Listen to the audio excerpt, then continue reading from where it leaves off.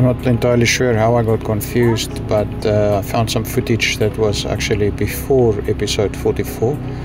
So it's some in-between footage when we went to Phoenix the first time after we launched her. But we're nearly there. We're busy discussing the branding on Phoenix, how we're gonna put the logo and the name on and what logo and so on. So it's quite an interesting discussion. On the mooring,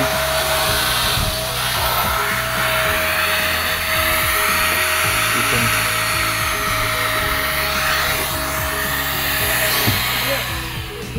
flavor is never free. Did you already take a bit? Yes. Oh, it might be expired, I don't know. lekker sit ons op die jetty. Well, actually op die boot. Op die boot, Chippies. maar op die jetty is.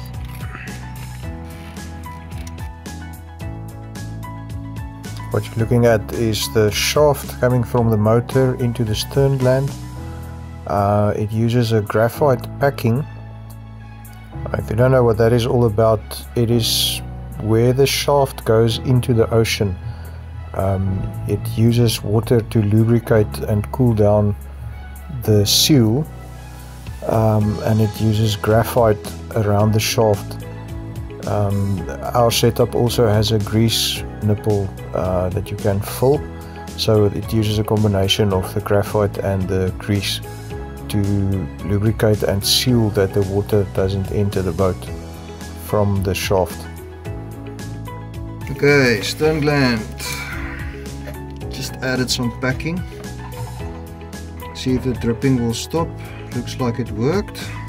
End of a productive day. What did we get up to today? Put the locks on the back door, sorted out some bolts, prepped the stanchion bolts, so they are basically completely ready for epoxy. We put in the forward hatch hinges. Oh yes. And I also got the right number of bolts and ferrules or spacers, bolts and nuts for the stanchions. Fixed the stern gland. Oh yes, the stern gland is not dripping anymore. We fixed it after how many years? Anyways, but yeah, she's looking lovely. Once we sorted the stanchions out, we'll do the push and pull pit. Oh well, we need to raise the mast and then do the push and pull pit. So, and then we can go for a sail. Yeah. Back to the day after Ethan's birthday. I constructed the gin pole. It's a leverage device that you put on the mast when you step it, and I used some hinges that I had around the house and some stainless steel screws to screw the pole together. There I tied it onto the boat, onto the mast. It's got a mission to fit the stays. Fortunately I did mark the stays when we took them down, and I had to turn the boat around a few times just to connect everything up to reach everything.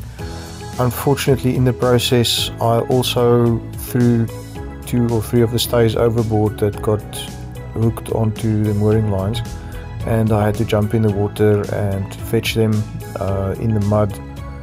It wasn't a great experience, but fortunately I know how to dive, hold my breath and work in zero visibility.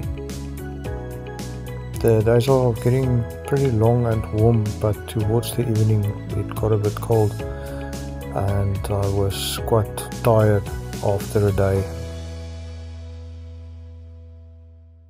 Don't forget to tune in to our next video where we will show you how we raised the mast.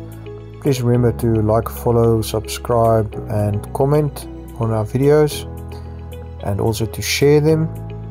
Thank you very much for joining us on this journey and following along. Have a lovely day.